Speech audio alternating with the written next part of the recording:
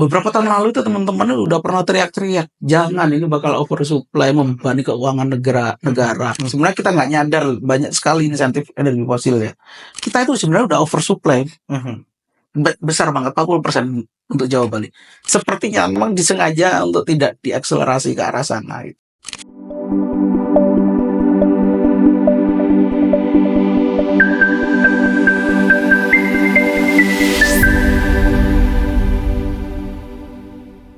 Hai Sobat Hijau, welcome back to Podcast Symbiosis Indonesia. Sustain Forever Growth Together. Masih bersama saya Trio Galbisono dan Mas Jerry Asmoro dari 350 Indonesia.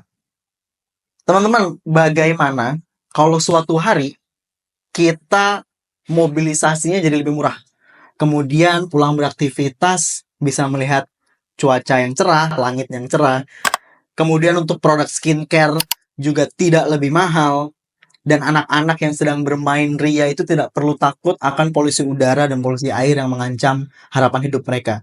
Nah, itu adalah skenario bumi ketika emisinya sudah mencapai nol. Tapi hari ini, untuk mencapai skenario tersebut masih jauh banget. Masih, terutama di bumi Indonesia, kita masih jauh sekali untuk mencapai net zero emission. Mas Jerry, ngomongin soal roadmap kita menuju bebas emisi 2060. Sekarang ini 350 Indonesia campaign-nya lagi fokus kemana nih Mas soal energi fosil? Ya, kita kemarin udah campaign terkait divestasi energi fosil ya. Supaya mendanai energi terbarukan. Sekarang kita banyak ngomongin solusi gimana caranya energi terbarukan ini growth-nya tinggi gitu. Pertumbuhannya tinggi itu sebagai bentuk solusi. Itu yang sedang lagi kita lakukan. Tapi jangan sampai cuma transisi doang gitu. Pemainnya kalau bisa ditransisiin. Kalau energi fosil banyak dikuasai oleh itu ya, sama pemain-pemain industri energi fosil, oligarki termasuk itu ya. Kalau bisa energi terbarukan jangan sampai lah juga gitu. Mereka juga yang megang gitu. Ya kita nggak bisa mengungkiri mereka punya kapasitas untuk ke sana gitu ya, dengan modal, dengan resource, kedekatan dengan pemerintah, pemilik regulasi. Tapi kita harapannya supaya pemainnya juga transisi nih. Jadi ke rakyat lagi gitu, ke masyarakat. Dan energi terbarukan sangat memungkinkan untuk itu dilakukan gitu ya. Jadi kita sebutnya demokratisasi energi. Kita secara campaign kita sedang mendorong energi terbarukan berbasis masyarakat. Jadi community based renewable energy. Ini menarik Mas Jerry. Berarti tadinya kan kita taunya kalau soal energi itu pemain-pemain besar. Tapi menuju energi terbarukan justru skalanya bisa UMKM berarti Mas Jerry. Bahkan skala rumah kita bisa pasang PLTS di atap rumah kan buat kebutuhan energi kita gitu. Bahkan bisa sangat individual walaupun kita tentu baiknya memang ini jadi kepemilikan kolektif gitu ya. Dan sudah ada contohnya di berbagai macam tempat di Indonesia gitu sebenarnya. Ya. Sebenarnya Mas Diri, apa aja sih ini untuk gambaran umum nih buat generasi yang baru mulai melek soal lingkungan, soal perubahan iklim, spesifiknya soal energi terbarukan. Apa aja sih Mas bentuk energi bersih yang paling realistis untuk masyarakat Indonesia hari ini? Ya, sebenarnya ada banyak ya. Saya akan menyebutkan 3 besarnya aja ya. Karena terkait dengan potensi terbesar yang dimiliki oleh Indonesia gitu ya. Kayak surya, kita ada di Khatulistiwa, potensinya besar banget. Lebih dari 3.000 megawatt. 3.000 megawatt, maaf. 3.000 gigawatt. Gede banget itu. 3.000 gigawatt. Untuk bayangan ya, ini untuk ngebayangin doang gedenya potensi yang kita miliki gitu ya. Seluruh pembangkit listrik di Indonesia untuk memenuhi kebutuhan seluruh Indonesia saat ini itu ada sekitar 70-80 gigawatt. 70 gigawatt. Potensi energi surya saja itu lebih dari 3.000 gigawatt. Gede banget sebenarnya kalau mau dimaksimalkan. Dan itu bisa skala besar, skala kecil, kayak individual ya. Kita pasang di atap rumah gitu ya. Atau industri, pabrik-pabrik, pergudangan kan atapnya gede-gede, bisa pasang buat kebutuhan listrik mereka gitu ya. Itu gede banget. Yang kedua, kita punya potensi angin yang gede banget. Angin cukup gede gitu ya. Terus yang ketiga air. Ya. 3 hal itu aja udah, itu 3 terbesar ya yang kita miliki gitu. Yang sesuai sama konteks Indonesia ya. Ini kan berarti Indonesia kemarin baru aja punya di Cirata kalau nggak salah Mas Jerry. Itu kan salah satu terobosan lah di pemerintahan kemarin soal PLTS di Cirata. Melihat progresi itu gimana nih Mas Jerry melihatnya? Ya itu hal menurut saya hal yang bagus ya. Kita apresiasi terkait itu ya. Itu salah satu bentuk energi terbarukan yang apa ya, skala besar ya, yang dikelola oleh pemerintah gitu ya. Melalui investasi kalau nggak salah dari Timur Tengah gitu ya. Oh ya. Balik lagi ada pendanaan ya. Pendanaan lagi yang kalau nggak ada pendanaan nggak jalan itu. Itu yang kita apresiasi. Bagus, diperbanyak boleh gitu ya. Dan kalau teman-teman melihat struktur harganya gitu ya, sebenarnya harganya udah $11 sama PLTU gitu ya. Di banyak negara itu jauh lebih murah lagi sebenarnya. Iya. Ini kan ngomongin skala ekonomi ya. Betul. Kayak demand and supply ya. Beberapa negara yang serius transisi ke energi terbarukan, harga energi terbarukan jauh lebih murah dari batu bara dan sebagainya gitu. Padahal kan untuk yang mendalami soal iklim ini kan katanya green shifting itu mahal sekali biayanya kan. Tapi ternyata untuk membangun PLTS Cirata ya tidak lebih mahal dari pembangunan PLTU. Iya. 350 Indonesia sekarang pasti lagi fokus menggalakkan nih soal energi baru tadi. Tapi balik lagi soal pemanfaatan geografi Indonesia. Ini kan mulai dari barat ke timur beragam. Ada yang tadi air, makanya kan 3 terbesar tadi ada surya, air, dan angin. Ya. Sebetulnya harusnya by data, by geografi yang mungkin sudah dipelajari sama teman-teman 350 Indonesia, seberapa jauh sih kita untuk mencapai pemanfaatan EBT ya di Indonesia diistilahkannya itu. Karena kalau nggak salah hari ini baru 0,03 yang berhasil dimanfaatkan Indonesia menuju EBT itu. Iya. Bahkan 1% enggak ya? 1% dari potensinya ya? Iya, potensi dari potensi. Ya, itu yang sangat kita sayangkan ya. Balik lagi kalau obrolan dari awal ya. Karena regulasi tidak berpihak. Balik lagi ke soal regulator. Regulasi tidak berpihak. Sehingga kesannya mahal, kesannya kita tidak mampu gitu ya. Karena memang sepertinya memang disengaja untuk tidak diakselerasi ke arah sana gitu. Yang tetap dipertahankan masih dominasi energi fosil gitu ya, dengan berbagai macam insentifnya ya. Sebenarnya kita nggak nyadar banyak sekali insentif energi fosil ya, sehingga seolah dia terkesan lebih murah karena kemudahan yang dilakukan oleh pemerintah itu untuk subsidi sebenarnya. Iya betul. Seperti isu yang baru kemarin tuh ya. Soal oplosan itu banyak sekali. Bagaimana kemudian kita bisa mendorong energi terbarukan bisa akselerasi lebih cepat dengan potensi yang beragam tadi di seluruh Indonesia gitu. Yang pertama tentu harus didukung oleh regulasi yang benar-benar adil buat energi terbarukan gitu ya. Starting pointnya nggak sama. Kita selalu ngomongin energi terbarukan mahal ya, karena nggak pernah didukung. Kalau didukung, sama-sama didukung dengan regulasi, saya yakin energi terbarukan akan jauh lebih unggul gitu, karena mereka mudah dipasang, mudah didistribusikan gitu ya, dan untuk konsep geografi Indonesia yang sangat terpencar-pencar, desentralisasi energi itu bisa dilakukan ya, desentralisasi energi gitu. Karena saya yakin itu masa depan itu ada di desentralisasi energi dan energi terbarukan jawabannya. Energi fosil skala besar nggak susah tuh untuk desentralisasi. Gitu. Sesuai itu sama tagline tadi, demokratisasi energi. Iya, karena misalnya kita mau melistriki daerah-daerah terpencil gitu, mengandalkan energi fosil susah logistik, susah mahal di BBM, mahal di bahan bakarnya harus didatangkan dari wilayah lain gitu ya. Karena ada komoditas perdagangan di energi fosil. BBM, batu bara, itu kan komunitas perdagangan. Itu salah satu apa ya?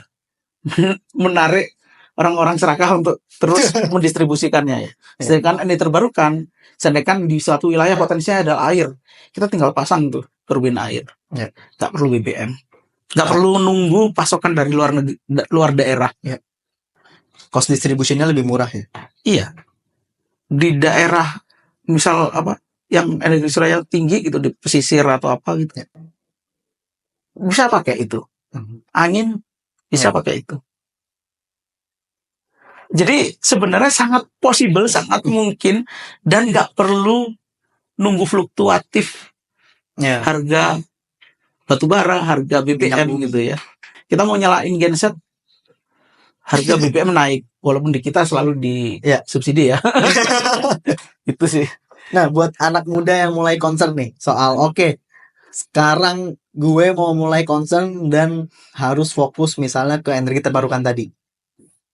Secara konseptual buat anak muda nih yang baru pengen shifting ke energi terbarukan, dari mana sih Mas Jerry yang paling gampang?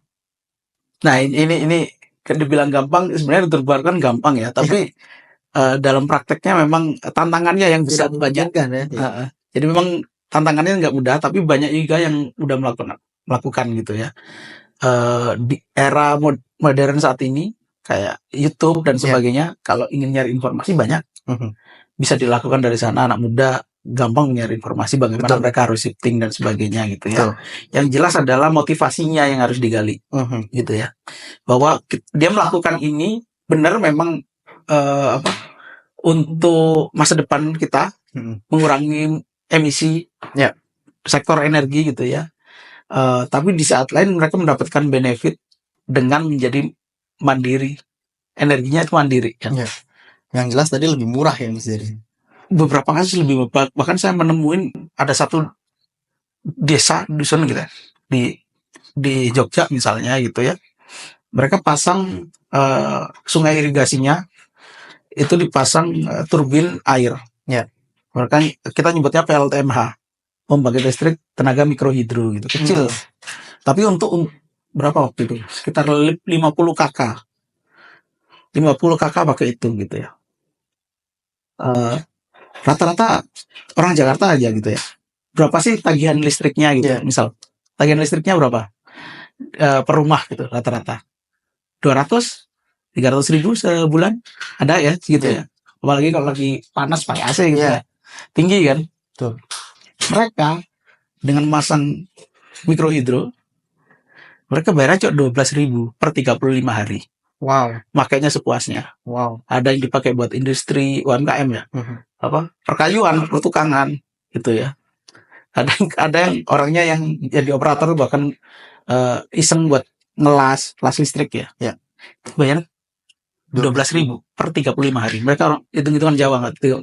Bukan sebulan ya, tapi 35 hari. Satu apa gitu lupa saya namanya. Jauh sekali harganya. Jauh sekali gitu ya. Memang rata-rata problemnya adalah investasi awal yang mahal, dianggap mahal gitu. Karena semua kita tanggung gitu. Kalau kita pakai PLN, yang nanggung kan perusahaan pembangkit. Perusahaan pembangkit duitnya dari mana? Minjem ke bank, minjem gitu. Kita kan bayarnya bulanan gitu ya. Ketika kita shifting, kita kan harus beli sendiri semua di awal. Kita mau minjem buat itu dari regulasi perbankan sulit. Kita bisa nggak sih? Ada beberapa lembaga pembiayaan yang dalam konteks ini kredit gitu ya. Mau memberi pembiayaan untuk kita membeli energi terbarukan, solar panel aja, anggap aja kayak gitu ya. Tapi banyak juga yang nggak mau karena belum populer, belum secara regulasi belum mendukung. Sedangkan didukung misal pemerintah memberikan dukungan support untuk pembiayaan energi terbarukan. Gitu. Kita barrier anak muda saat ini pasti ngomongnya mahal gitu. Kita ambil contoh bagaimana motor. Kita hampir semua orang punya motor ya. Motor murah atau mahal? Mahal. Berapa harga motor? Sekarang itu range-nya di 20 sampai 40 juta untuk motor itu. Mahal kan? Mahal. Tapi bagaimana orang sebanyak itu ada di jalan dan Iya. bisa orang. Iya. Jalan-jalan aja tuh ya motor. Kenapa energi terbarukan enggak kan? Padahal itu mereduksi kita nggak perlu bayar ke PLN misalnya. Betul. Kalau itu dalam jangka panjang. Ya. Karena ekosistem belum mendukung itu. Balik lagi ke regulatornya ya. Belum mendukung itu. Ya. Bayangkan kalau seharga motor terus kita bisa pasang PLTS gitu ya. Dan kita membayarnya kayak nyicil motor misalnya gitu. Walaupun saya nggak ngomongin harus nyicil ya. Tapi ada sistem yang mendukung itu bisa terjadi. Doable sebenarnya ya. Motor aja mungkin, mobil di jalanan banyak banget. Mungkin itu. Energi terbarukan masa nggak mungkin gitu. Ya. Harusnya mungkin. Apalagi sekarang industri mobilisasi ya, terutama di kendaraan itu udah shifting ke EV, udah mulai banyak ya ditemuin Mas Jerry. Ya. Gimana nih Mas Jerry nanggepin soal sedikit mungkin sebelum penutupan? Gimana sih harapan Mas Jerry atau forecasting dari Mas Jerry and Trip Indonesia soal industri EV ini? Kalau konteks EV ya, sebenarnya dari sisi idealnya gitu ya. Kalau ngomong ideal, hal yang bagus gitu ya. Kita shifting ya supaya nggak pakai BBM gitu ya. Tapi tentu ada plus minus kalau kita ngomongin di lapangan ya. EV itu bukan lahir di ruang kosong gitu ya, tiba-tiba ada EV gitu ya. Konteks di Indonesia kenapa kemudian ada akselerasi dan sebagainya, ada berbagai macam sebab. Secara ide besar bagus gitu ya. Tapi kita yang tahu dugaan-dugaan di belakangnya juga khawatir gitu ya. Karena misal kondisi listrik kita jaringan Jawa Bali gitu. Ya, spesifik gitu ya. Udah oversupply 40%. Jadi 40% pembangkit kita itu nggak terserap. Ya. Mubazir kalau kita bilang ya. Siapa yang bayar? PLN. Kalau PLN nombok siapa yang bayar? APBN. Tuh. Nalangin PLN. Karena lagi ya, utang lagi. Nalangin PLN. Ya. Jadi kita itu sebenarnya udah oversupply. Besar banget, 40% untuk Jawa Bali. Gimana caranya supaya terserap? Banyak program, pernah kompor listrik pernah mau digalakkan gitu ya. Bahkan yang di rut petinggi-petinggi PLN itu pernah beberapa tahun lalu itu ngomong masyarakat jangan suka sering ke mall gitu. Di rumah aja pasang AC. Supaya apa? Terserap. Karena kita udah kelebihan listrik sebenarnya. Sehingga dugaan EV marah walaupun secara konsep bagus gitu ya, meredam emisi. Tapi ada dugaan sebenarnya untuk menyerap kelebihan listrik tadi yang sebagian besar dari energi fosil. Oke, kesana arahnya Mas Jerry ya. Nah, itu dia. Sebenarnya sebelum kita benar-benar oversupply pembangkit listrik gitu ya. Beberapa tahun lalu itu teman-teman udah pernah teriak-teriak, jangan ini bakal oversupply, membebani keuangan negara. Terus daripada listriknya nggak kepake gitu ya. Gitu. Terus yang kedua, karena oversupply ini juga membuat energi terbarukan tidak masuk. Mau bangun udah oversupply kondisinya. Pemerintah nggak akan mau bangun lah. Itu. Sehingga banyak pembangkit ini sebenarnya kenapa oversupply? Karena banyak pembangkit ini sebenarnya punya swasta. PLN itu terikat perjanjian take or pay listrik ya. Jadi listriknya dipakai oleh enggak, pembangkit ini harus dibayar oleh PLN. Oke. Itu yang bikin PLN selalu merugi. Dan sebagainya gitu. Sehingga kalau mau shifting ke energi terbarukan susah. Mereka udah oversupply mau shifting. Makanya yang possible sangat shifting masyarakat sebenarnya. Dari masyarakat lagi balik ke masyarakat lagi. Itu pun dibatasin oleh PLN. Masyarakat yang pakai PLTS sekarang dibatasin. Ada pembatasan, ada regulasi. Betul. Itu sebelumnya pernah diserap 100%, terus diserap 80%, sekarang dibatasin. Jadi gimana ya? Tantangannya balik lagi ke karena kita regulator. Secara konsep tadi kalau EV ideal, bagus gitu ya. Tapi kita tahu latar belakangnya jadinya nggak ideal lagi gitu ya. Kalau kita secara organisasi gitu ya lebih mendorong sebenarnya transportasi publik Oh iya betul. daripada pribadi. Pembelian EV pribadi ya. Publik ya, apalagi bis listrik juga ada banyak gitu Iya. ya, listrik publik. Karena kalau kita hanya fokus di EV, macetnya akan sama Iya. gitu ya, eksploitasinya akan sama. Mungkin kita kan perspektifnya adalah BBM-nya ya, sumber energinya. Padahal untuk memproduksi kendaraan listrik kan ada besi, ada Iya. aluminium, ada Iya. kaca. Industri EV-nya sendiri masih Eksploitasinya Iya. sama, tambang-tambangnya kan sama gitu ya. Kecuali itu recycle gitu ya, enggak. Iya. Kan enggak juga. Jadi macetnya sama, eksploitasinya sama, Ya. gitu ya. Sumber bahan bakarnya saat ini juga dari energi fosil pembangkitnya gitu ya. Jadinya nggak ideal. Ya. Makanya kita tetap dorong untuk saat ini yang prioritas kalau bisa didorong adalah ya transportasi publik lah, dibenerin dulu gitu.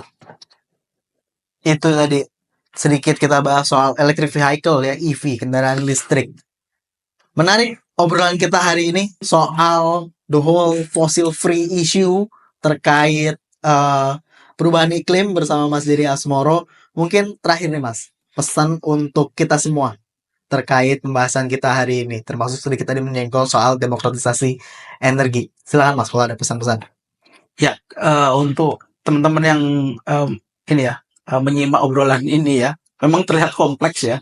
Saya sendiri gimana ya untuk membuat ini jauh lebih sederhana. Tentu teman-teman harapannya jangan lupa untuk jangan lupa teman-teman untuk terus menyimak, terus mencari tahu bagaimana kemudian kita bisa berkontribusi untuk melakukan transisi energi, untuk berkontribusi secara umum ke meredam perubahan iklim gitu ya. Gali terus informasinya. Banyak media yang bisa kita ulik, banyak media yang bisa kita eksplorasi. Bagaimana kemudian kita jadi tahu, kita tahu peran saya di mana. Ya, gitu. Ya, itu kita punya peran di mana. Karena setiap orang unik, setiap orang punya kemampuannya masing-masing. Ya. Berperanlah sesuai kemampuan teman-teman, sesuai dengan apa yang mereka teman-teman tahu ya, punya skill, misal kayak kayak sekarang ya podcast, bikin podcast, skill mendongeng, bisa mendongeng gitu ya. Ada teman-teman, saya punya teman-teman guru gitu ya, jadi guru, dia ngajar di sekolah, walaupun nggak ada di kurikulum gitu ya. Banyak yang bisa dilakukan sesuai dengan kapasitas teman-teman. Itu sih pesan saya, cari informasi kemudian sebarkan. Karena ini bagian pertama yang harus dilakukan. Ambil peranmu ya Mas Jerry. Iya. Luar biasa. Terima kasih banyak Mas Jerry buat insight-nya hari ini. Sehat-sehat. Semoga 350 Indonesia bisa leading terus nih sektor fossil free, perjuangan fossil free di Indonesia. Terima kasih banyak Mas Jerry. Ya. Itu dia Sobat Hijau, obrolan kita hari ini bersama Mas Jerry Asmoro dari 350 Indonesia. Pantau terus sosmed Simbiosis Indonesia, podcast kita di YouTube, Instagram, dan TikTok Simbiosis Indonesia. Terima kasih banyak. Bersama saya Trio Wibisono. Stay tune di podcast Simbiosis Indonesia. Sustain forever, grow together.